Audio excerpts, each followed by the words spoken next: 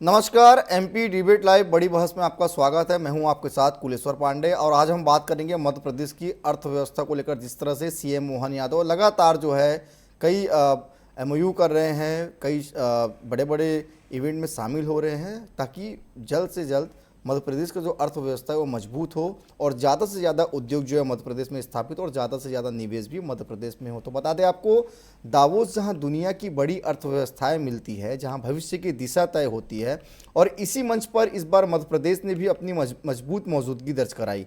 मुख्यमंत्री डॉक्टर मोहन यादव ने के नेतृत्व में प्रदेश ने निवेश, ऊर्जा और रोजगार की नई तस्वीर दुनिया के सामने रखी। सरकार का दावा है, दावोस से मध्य प्रदेश को नई पहचान मिली, नए निवेशक जुड़े और विकास को नई रफ्तार मिली। इन्हीं मुद्दों पर आज की बड़ी बहस है। उससे पहले देखिए हमारी ये खास रिपोर्ट।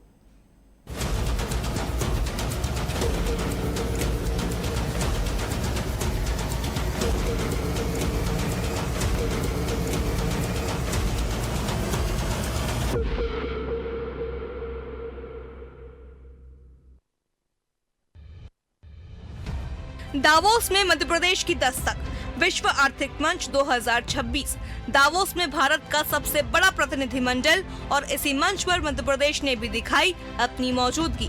मुख्यमंत्री डॉक्टर मोहन यादव ने वैश्विक उद्योगपतियों से की सीधी बातचीत। निवेश, उद्योग और रोजगार को लेकर राज्य की ताकत दुनिया के सामने रखी। विकास का दावा, निवेश का भरोसा। मुख्यमंत्री का कहना है कि पिछले 2 वर्षों में प्रदेश में औद्योगिक विकास ने नई रफ्तार पकड़ी है। Solar, IT, tourism, pharma, textile, her sector में निवेश की संभावनाएं पैदा हुई है। भूमि बैंक, बिजली, ट्रांसपोर्ट, तीनों में मध्य प्रदेश को मजबूत बताया गया। सरकार का दावा रहा कि निवेशक अब मध्य प्रदेश की ओर बढ़ रहे हैं। और जिस प्रकार से सब क्षेत्रों में भारत आगे बढ़ रहा है, भारत चौथी आर्थिक ताकत से तीसरी तरफ 1-1.5 साल में ही पहुंचने वाला है।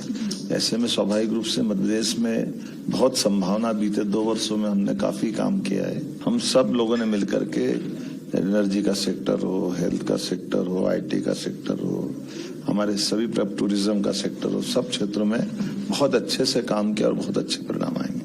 पावर हब बना मध्य प्रदेश। नवकरणीय ऊर्जा से मध्य प्रदेश बना देश का पावर हब। ओमकारेश्वर में floating solar project, pump storage, wind और सोलर प्लांट, 32 लाख किसानों को सोलर पंप। सरकार कहती है कि देश की सबसे सस्ती बिजली आज मध्य प्रदेश दे रहा है और यही मॉडल अब दुनिया के लिए मिसाल बन रहा है। मालदीव से लेकर मल्टीनेशनल तक, दावोस में मालदीव के मंत्री मोहम्मद सईद से मुलाकात। टूरिज्म, हेल्थ, आईटी और मत्स्य पालन में साझेदारी। एनवीडिया, सैंडोज, एवरस्टोन जैसे ग्लोबल दिग्गजों से चर्चा। ऑटोमोबाइल, ईवी, एआई और मेडिकल सेक्टर पर फोकस। सरकार का दावा, ये सिर्फ बातचीत नहीं, भविष्य की नींव है। रोजगार और युवा, राज्य की पहचान। मुख्यमंत्री का कहना है कि मध्य प्रदेश आज सबसे युवा औद्योगिक राज्य है। बीते 2 सालों में बेरोजगारी दर लगभग 1% तक पहुंची है। युवाओं को रोजगार और स्वरोजगार से जोड़ने की कोशिश सफल रही। निवेश के साथ रोजगार सृजन को प्राथमिकता, यही सरकार की बड़ी रणनीति है। ये बात सही है। रिन्यूएबल एनर्जी का तो मध्य प्रदेश एक तरह से पावर हब बना है। हमारे पास पंप स्टोरेज से एनर्जी का हो या सोलर से हो, विंड से हो।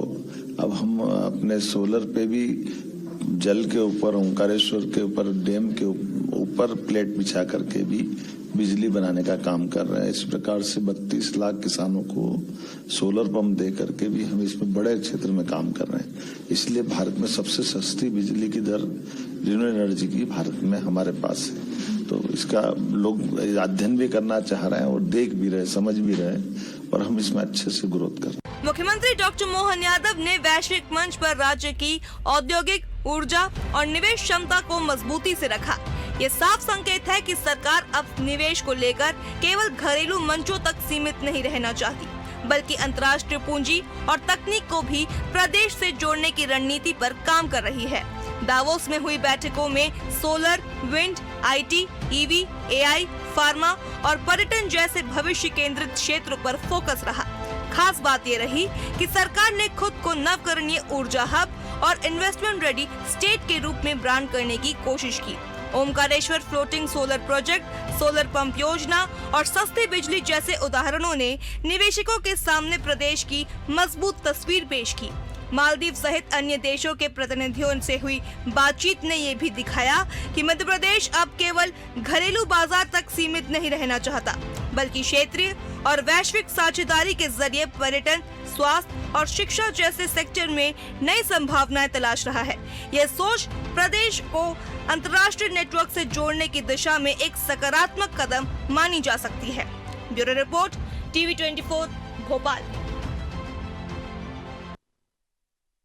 एक और सीएम मोहन यादव जो है लगातार प्रयास कर रहे हैं कि प्रदेश में ज़्यादा से ज़्यादा निवेश हो, इन्वेस्ट हो, ताकि प्रदेश का विकास हो और स्थानीय लोगों को रोजगार मिले। यही प्रयास और इस कारण वो जो है देश से लेकर विदेश तक दौरा कर रहे हैं और जितने भी उद्योगपति उनको बता रहे कि हमारे मध्य प्रदेश में ये हो सकता है, आप एक बार आइए और अपना उद्योग ज़रूर लगाइए। तो चलिए, इधर मोहन यादव तो लगातार प्रयास कर रहे हैं, लेकिन वहीं अगर हम कांग्रेस की बात करें तो कांग्रेस अब सरकार के निवेश कार्यक्रमों को लेकर बड़ा सवाल खड़े कर दिया है। कांग्रेस का कहना है तमाम निवेश सम्मेलन में हुए करारों और एमयू की सच्चाई जनता के सामने आनी चाहिए। कांग्रेस निवेश कार्यक्रम पर श्वेत पत्र जारी करने की मांग की है। क्या कुछ कहना है, सुनाते हैं हम आपको।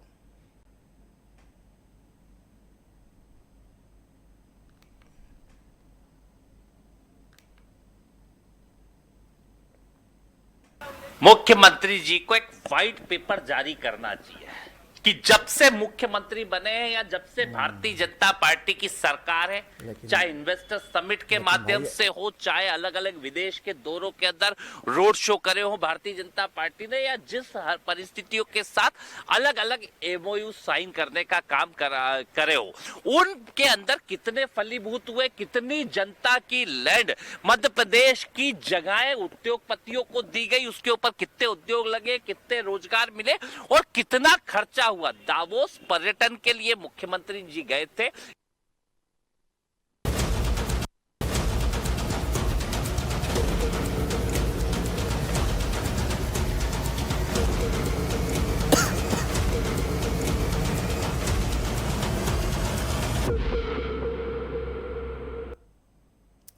दावोस में दिखा दम, तो इसी पर हम करेंगे चर्चा। हमारे साथ तीन बेहद खास मेहमान जुड़ चुके हैं। डॉक्टर प्रेम व्यास जी हैं, भाजपा के प्रवक्ता हैं, ज्योति पटेल जी हैं, कांग्रेस की प्रवक्ता है, लोकेश भारती जी हैं, अर्थशास्त्री। तीनों मेहमान का मैं बहुत स्वागत करता हूं।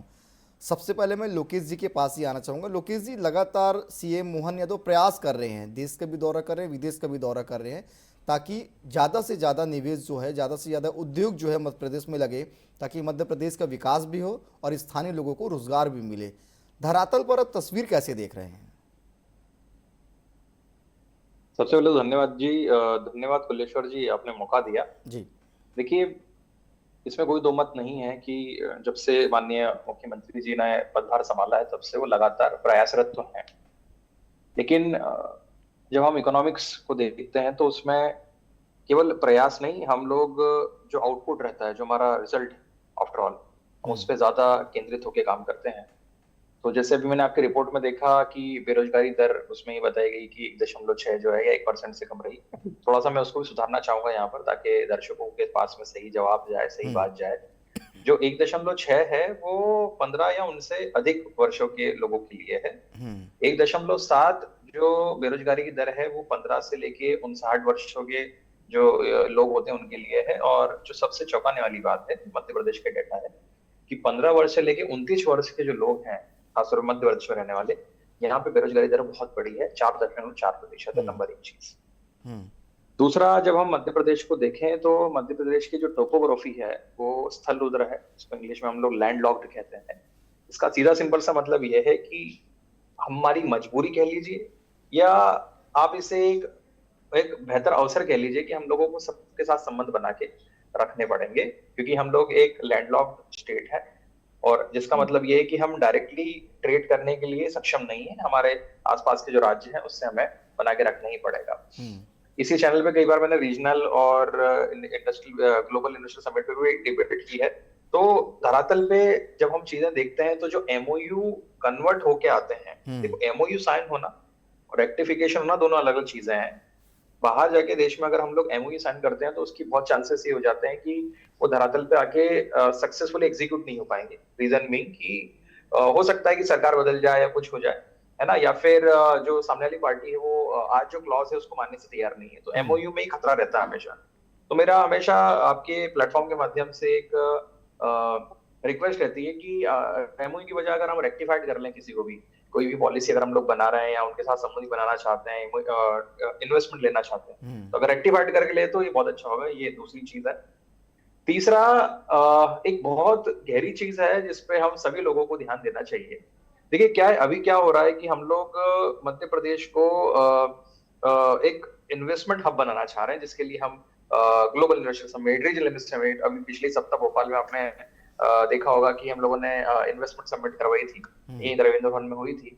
तो मेरा इसमें एक छोटा सजेशन ये हो क्या रहा है कि हमने पहले इंस्टीट्यूशंस बना दिए और उसके बाद में हम लोग चाह रहे हैं कि इंडस्ट्रीज हमारे पास में आए। देखिए अगर हम लोग 2047 को देख रहे हैं, है ना, 2047 का जो हमारा विकसित भारत है उसके सपने को देख रहे हैं, जिसमें मध्य प्रदेश भी एक अहम भूमिका निभाता है, तो मेरा सजेशन इसमें यह है कि पहले हम लोगों को इंडस्ट्री से बात करनी चाहिए और इंडस्ट्री के डिमांड पे इंस्टीट्यूशंस बनाने चाहिए। क्या मतलब हुआ इसका?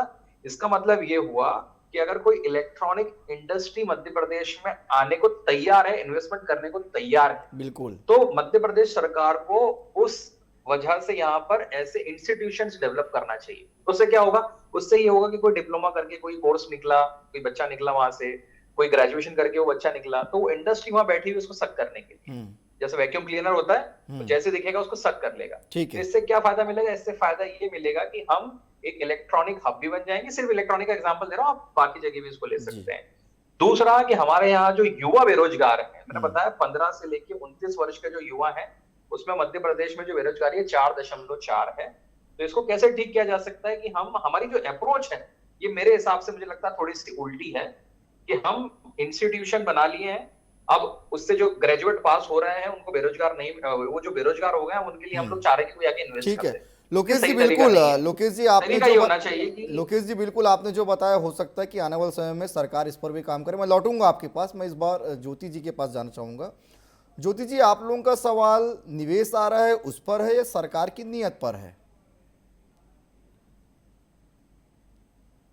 देखिए सबसे बड़ा आज प्रश्न है जो है, मध्य प्रदेश के अंदर बेरोजगारी दर लगातार बढ़ रही है, बेरोजगारों की संख्या लगातार बढ़ रही है। और आप जिस तरीके से देखते हैं पूरे मध्य प्रदेश के अंदर जो है बेरोजगार सड़कों पर किस तरीके से आते, पेपर लीक्स की घटना, ये तमाम चीजों को हम देखते हुए ओवरऑल ये जो हमारे ध्यान में चीजें आती हैं वो ये कि मध्य प्रदेश में लगातार बेरोजगारी बढ़ रही है और उसके अगेंस्ट में जो हमारे सरकार है, हमारे मुख्यमंत्री डॉक्टर मोहन यादव हैं, जो चीजें कर रहे हैं, मुझे लगता है कि वो सारी चीजें जो है काफी नहीं है। अभी पिछले साल जो है ग्लोबल इन्वेस्टर समिट हुआ, ग्लोबल इन्वेस्टर समिट में जो है 80 करोड़ रुपए जो जनता का टैक्स का पैसा है वो पानी की तरह बहाया गया और उसमें ये दावा किया गया कि 2025 में जो है हमारे यहाँ 30.77 करोड़ का जो है निवेश आया, इन्वेस्टमेंट आया, एमओयू बहुत सारे साइन हुए, जमीनें भी आवंटित हुई। और ये केवल अभी से नहीं हो रहा है, ये शिवराज सिंह चौहान जब मुख्यमंत्री थे, क्योंकि ये सरकार केवल अभी की सरकार नहीं है, ये 2003 के बाद लगातार ये सरकार चल रही है, केवल 1 साल का जो कमलनाथ जी का कार्यकाल है वो छोड़ दे। लगातार इतने सालों से इनकी सरकारें हैं और उसके बाद आप देखें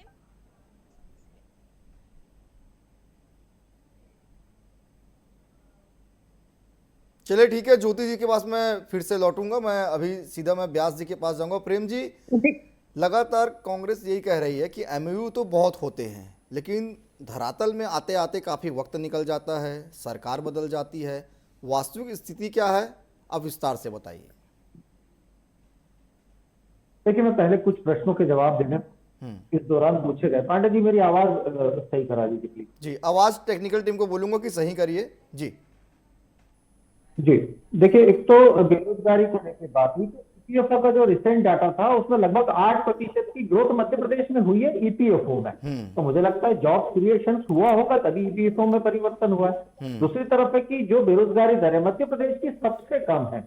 आज हम जॉब सीकर नहीं है, आज हम जॉब देने वाले बनने की दृष्टि से आगे बढ़ रहे हैं। दूसरी तरफ है कि लैंड बैंक की जो हमारे लगभग 1 लाख 1 लाख के आसपास का एकड़ का लैंड बैंक आज मौजूद है। दूसरी तरफ है कि राष्ट्रीय स्तर पर नीतियों में परिवर्तन किया गया। 1800 से ज्यादा ऐसे कानून थे जो उद्योगों को जो भारत में आने से रोकते थे, उनको कानूनों में परिवर्तन किया गया, उनको एक मॉडर्नाइजेशन के साथ में एक फ्रेमवर्क किया गया। 33,000 से ज्यादा ऐसे कंप्लायंसेस थे जिनको भी परिवर्तित किया गया। तो एक तरफ एक एनवायरमेंट क्रिएट करा है कि आज वैश्विक पटल पर ऐसे डेस्टिनेशन पर जहां पर कई सारे देश आने की चेष्टा नहीं करते, उस डेस्टिनेशन पे आज मध्य प्रदेश का नाम एक बृहद इकोनॉमी डिप्लोमेसी के साथ में प्रदत्त किया गया। तो मुझे लगता है अपने आप में एक बेहतर अचीवमेंट है। और जो लोग इवेंट कहते हैं, विधानसभा के पटल पर रखा गया है कि कितना पैसा खर्च हुआ, लगभग 65,000 से ज्यादा जॉब्स आई और लगभग 8 से 10 लाख करोड़ के आसपास के जॉब्स आज जो इन्वेस्टमेंट है, they are working on the field, वो आज वर्किंग हो रहा है फील्ड में। बाकी जो बचे उसके लिए भी कार्य योजना बनाई गई है। देखिए दूसरी तरफ क्या होता है कि आप किस तरह से अपने आप को प्रदर्शित करते हैं। आज वैश्विक पटल पर जिस तरह से मध्य प्रदेश को आदरणीय मुख्यमंत्री जी ने प्रदर्शित करा है, आज कई सारी चीजें हैं जो इन्वेस्ट होती है, ट्रैक होती है और डिलीवर होती है, जिसको आज सीएम साहब खुद लीड कर रहे हैं। इन्वेस्ट का मतलब होता है कि भूमि आवंटन हुआ, क्लियरेंस हुआ कि नहीं, निर्माण कार्य वहां पे शुरू हुआ कि नहीं, उत्पादन से जुड़ी हुई यूनिट वहां पर शुरू हुई है कि नहीं, डिजिटलाइज वो हुआ है कि नहीं। दूसरी तरफ की अगर निवेशक वहां पर आ रहा है तो उसकी कुछ रिक्वायरमेंट्स होती है, सबसे पहले उन रिक्वायरमेंट्स को पूरी करना। तो उन रिक्वायरमेंट्स में हो गया फॉर्मेलिटीज हो गई, बिजली हो गई, पानी होगी, पर्यावरण के हो गए, स्थानीय प्रशासन के द्वारा जो परमिशन दी जाती उसको इजी किया गया। तीसरी तरफ है जिसको लेके आदरणीय हमारे अर्थशास्त्री जी जिन्होंने चिंता जाहिर करी थी, तो उसको लेके जो इंडस्ट्रियल पार्क हमने यहाँ पर डेवलप करें, यहाँ पर टेक्सटाइल पार्क डेवलप करें, उसके बाद में ग्रीन एनर्जी को लेके जोन्स डेवलप करें। मुख्य प्रधानमंत्री जी ने 2 साल पहले सेमीकंडक्टर्स को लेके बात करी थी और आज एआई को हम लीड कर रहे हैं कोटियर के साथ में। तो मुझे लगता है कि यह पर्याप्त होता है जिस तरह से मध्य प्रदेश और भारत विकसित भारत के संकल्पों को पूर्ण करने के लिए आगे बढ़ रहा है, चाहे वो लचीले नियम की बात हो या तटस्थता के साथ में इम्प्लीमेंटेशन की बात हो, तो दोनों तरफ से हम आगे बढ़ रहे हैं। अभी कई सारी कंपनीज थी जिन्होंने ज्योति जी अपनी बात रख लीजिए, आपकी आवाज नहीं आ रही थी, अपनी बात पूरी रखिए, फिर मैं लोकेश जी के पास लौटूंगा। ज्योति जी अपनी बात रखिए। मेरा यही कहना था कि 2025 में जो है भारतीय जनता पार्टी के द्वारा ये दावा किया गया कि 30.77 लाख करोड़ के निवेश आए हैं, जमीनें आवंटित हुई हैं। इसके पहले भी माननीय शिवराज सिंह चौहान जी के समय में भी काफी इन्वेस्टर समिट हुए थे और उसके बाद जमीनें भी आवंटित हुई, निवेश भी आए, एमओयू भी साइन हुए, सारी चीजें हुई। लेकिन सबसे बड़ा सवाल ये है कि इतने सालों में 22-23 सालों में कितने रोजगार सृजित हुए, कितने आपने रोजगार दिए लोगों को? क्योंकि ग्लोबल इन्वेस्टर समिट करना या विदेशी दौरा करना, निवेशकों को आमंत्रित करना, ये सबसे कि आपने कितने जो है रोजगार सृजित किए, तो उसका उत्तर जो है भारतीय जनता पार्टी दे नहीं पाएगी। और सबसे बड़ा सवाल ये कि हमारे नेताजी पटवारी ने माननीय नरेंद्र मोदी जी को पत्र लिखा है कि आप एक श्वेत पत्र जारी करें, चूंकि इन्होंने सबसे बड़ा जो है जनता को मूर्ख बनाने का काम ये किया है कि इन्होंने ये कहा है कि मध्य प्रदेश के अंदर 30 लाख करोड़ के निवेश आए, बल्कि जबकि हुआ ये है कि पूरे देश के अंदर 26 लाख करोड़ के निवेश आए हैं। इसका मतलब ये साफ साफ झूठ बोला गया है। उसमें से जो है आंध्र प्रदेश को 25% निवेश आए, उसमें जो 26 लाख करोड़ के निवेश आए उसमें से आंध्र प्रदेश में 25%, 13%, महाराष्ट्र में 12%, तेलंगाना में 9%, गुजरात में 7% और मध्य प्रदेश में केवल 3%। मतलब 26 लाख करोड़ में केवल 3% जो निवेश है वो मध्य प्रदेश को आया। ये वास्तविक स्थिति है, परंतु ये लोग मध्य प्रदेश की पूरी जनता को गुमराह करने का काम करते हैं। 30 लाख करोड़ का निवेश आया है। ठीक है ज्योति जी, मैं आपके इस सवाल का मैं जवाब लूंगा। मैं लोकेश जी के पास जाना चाहूंगा। लोकेश जी, लगातार हम देख रहे हैं कि कांग्रेस तो अलग अलग बात कर रही है, बीजेपी भी अलग अलग बात कर रही है। निवेश का असली पैमाना राशि है या रोजगार? देखिए, किसी भी निवेश का जो असली पैमाना होता है वो मुनाफा होता है ना। कि अगर कोई इन्वेस्टर आ रहा है तो वो मुनाफा देखेगा, है ना। और उसका बाय प्रोडक्ट जो है आप कह सकते हो कि वो रोजगार होता है और स्वाभाविक सी बात है कि इकोनॉमिक ग्रोथ होती है। तो ये तो हो गया आपके प्रश्न का जवाब। अब देखिए, इसमें कोई दो मत नहीं है कि मध्य प्रदेश एक उभरने वाली अर्थव्यवस्था में से। मैं ऐसा क्यों कह रहा हूं, क्योंकि मध्य प्रदेश उन चुनिंदा राज्यों में आता है जिनका बजट सरप्लस है। बिल्कुल। और ये कोई छोटी मोटी बात नहीं है, ठीक है।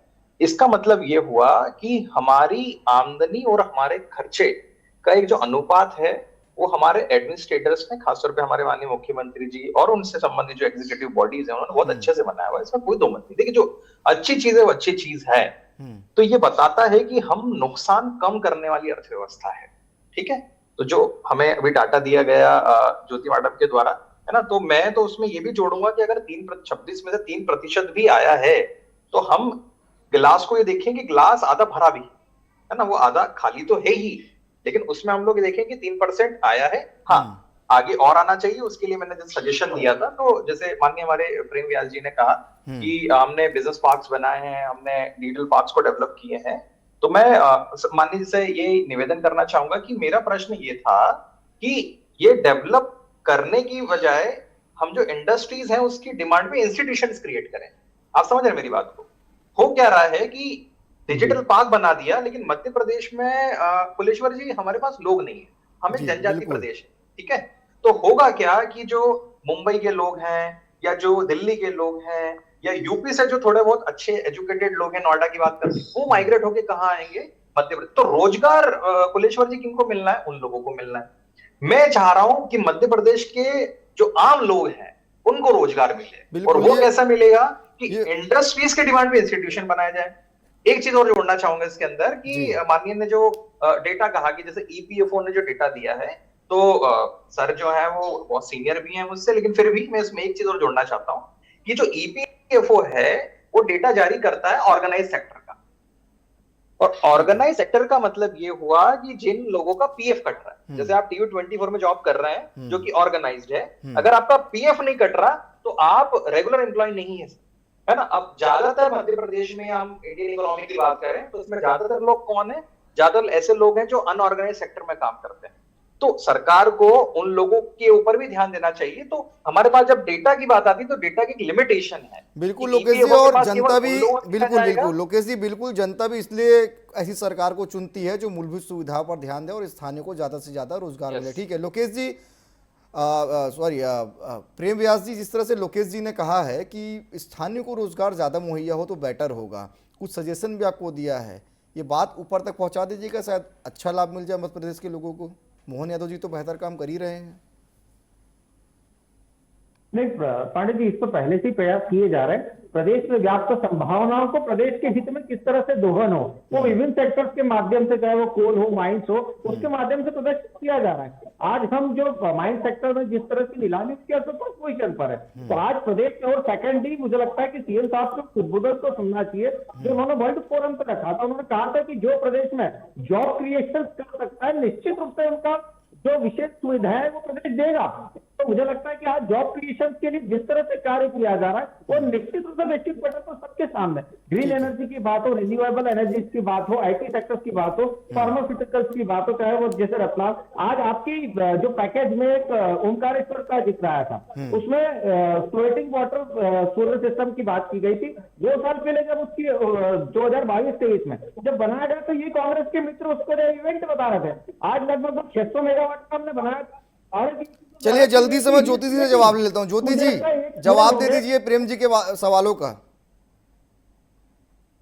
देखिए, मेरा सबसे बड़ा ये है कि देखिए कोई भी पार्टी हो, चाहे विपक्ष हो पक्ष हो, सबका एक ही कंसर्न रहता है कि युवाओं को रोजगार कैसे मिले, और उसी के लिए मैं बस इतना कहना चाहूंगी, आज प्रेम व्यास जी बैठे हैं और सरकार के माध्यम से केवल इतना ही कहना चाहूंगी कि कम से कम जो आप बड़े बड़े निवेश ना ला करके वो लाएंगे, ठीक है, उसके बाद वो बात की बात है, परंतु जो छोटी छोटी चीजें हो सकती है, जैसे फूड प्रोसेसिंग यूनिट है, जैसे मैं सागर से आती हूँ, यहाँ पे भी फूड प्रोसेसिंग यूनिट डल जाए तो काफी लोगों को रोजगार मिल सकता है। छोटे छोटे प्लांट है, टोमेटो केचप प्लांट हो, चाहे जो लहसुन वाला प्लांट है, या फिर हमारे यहाँ जैसे एग्रीकल्चर जो इक्विपमेंट है उनका हब है, तो ऐसे जो छोटी छोटी फैक्ट्रियां डल जाए जहाँ पे लोग उन काम करने में जो निपुण हैं, तो ऐसे लोगों को निश्चित रूप से रोजगार मिलेगा। तो हमें बहुत मतलब बड़ा करने के पहले छोटी छोटी भी शुरुआत करना चाहिए, ताकि सरकार की जो मनसा है, सरकार की जो नीयत है वो भी साफ हो सके। चलिए बिल्कुल ज्योति जी, उम्मीद करते हैं ज्योति जी, उम्मीद करते हैं कि आपने जो अपनी बात रखी, आने वाले समय में सरकार उस पर भी ध्यान देगी और विपक्ष को